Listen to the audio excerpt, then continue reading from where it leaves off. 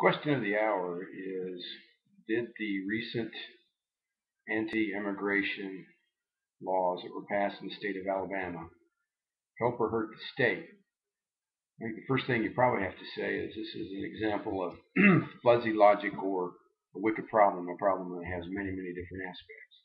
There are those that are now maintaining that the farmers in Alabama are losing hundreds of thousands of dollars because they can't find workers, and the figure of 11,000 farm workers short has been brought up.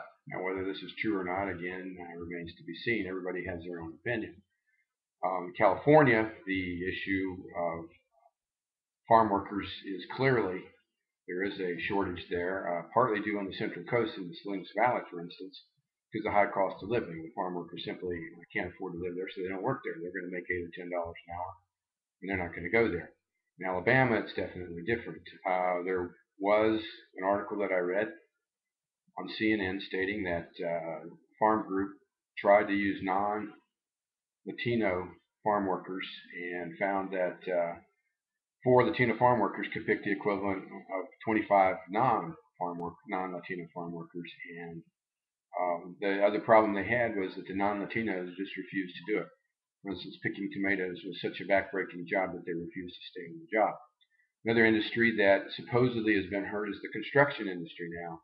Construction industry does have a lot of skilled labor, clearly, but there are a lot of unskilled laborers as well. So is it in fact a plus if you're a union laborer, union carpenter, for instance, in Alabama? You're definitely going to be against having an illegal take your job for less money.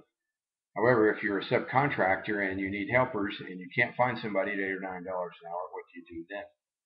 And the last interesting issue is the poultry processing plants, and I looked it up. There's 23 of them in the state of Alabama, and if you've ever been in a poultry processing plant or been around chicken farms there, it's a nasty business. And what they are saying is simply they cannot get non-Latinos, primarily non-Mexicans, to work in these poultry processing plants.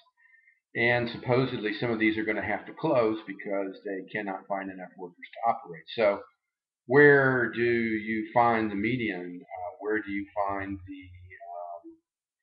the answer there? Now, obviously, Governor Bentley figures let's just not only enforce the laws on the highways, but also go into the schools.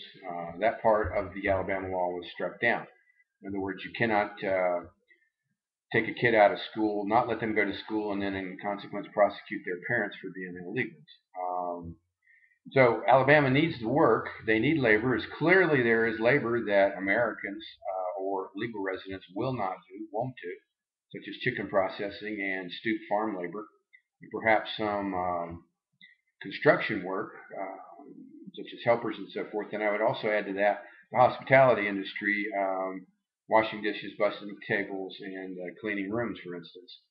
So the answer, again, we come back, has to be in a type of work visa that's simpler, easier, that can be perhaps limited to only specific industries such as agriculture and chicken processing and maybe some construction and hospitality industries. But the state of Alabama, it appears, has, in essence, either shot themselves in the foot or cut off their nose to spite their face, sort of thing, and that it will face some economic consequences of this somewhat harsh anti-immigrant laws that were passed and then subsequently struck down by the courts.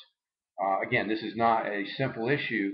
There are many, many different sides, and I did a video a little earlier on immigration, a very short video with not much commentary on it, and got a lot of different opinions, some pro, some con. There's a lot of, particularly as the economy has slowed down, the jobs have become scarcer and hours are cut back and so forth. Many Americans are blaming the immigrants for the illegal immigrants for this, for their plight, and that's a common reaction, I guess. But at any rate, thank you for your comments, and if you have something to add to what I've said, please let me know. Send a note. Thanks.